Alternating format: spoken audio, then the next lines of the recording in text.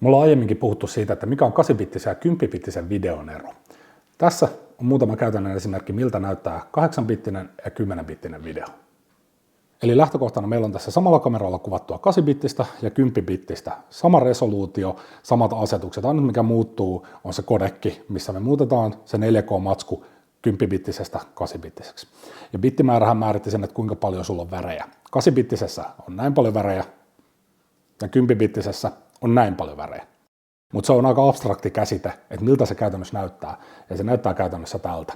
Tämä on ehkä ensisijainen ongelma, minkä sä tulet törmäämään silloin, kun sulla loppuu NS-värit kesken, on se, että kun me katsotaan tällaista NS-gradienttia, missä meidän eri värisävyt menee liukenevasti, se voi olla auringonlasku, se voi olla taivas, niin meille rupeaa tulemaan tällaisia viivoja. Tämä kuva ei enää pysy kasassa. Nyt näkyy 8-bittinen, ja tässä meillä on 10-bittinen. Ja tässä me huomataan, että sävystä sävyyn siirtymä on tosi tasainen tässä 10-bittisessä, ja kun me mennään tänne 8-bittiseen, me ruvetaan näkemään näitä viivoja. Jos me hypätään sellaiseen, missä tämä on vähän liioiteltu, mä oon tarkoituksella laittanut meille tähän nyt sellaisen valon, mikä aiheuttaa tällaisen selkeän gradientin ja paljon saturaatiota, koska siellä väreissähän se ongelma on. Lisätään vaikka meidän kontrastia tälleen merkittävästi.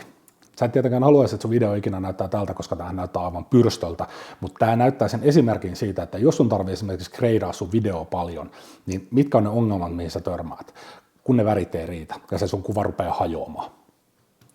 Ja nyt kun me katsotaan tätä, niin tässä näkee korostetusti, että miten tämä video ei enää pysty siirtymään värisävystä toiseen suoraan, vaan se yksinkertaisesti muuttuu tuollaiseksi pikselöityneeksi. Siihen tulee selkeät reunat, kun se yrittää siirtyä väristä toiseen, koska meillä ei ole tarpeeksi värisävyjä siihen siirtymään. Ja kun me siirrytään sitten katsomaan tätä 10-bittistä, niin me huomataan, että meillä on selkeä nätti siirtymä.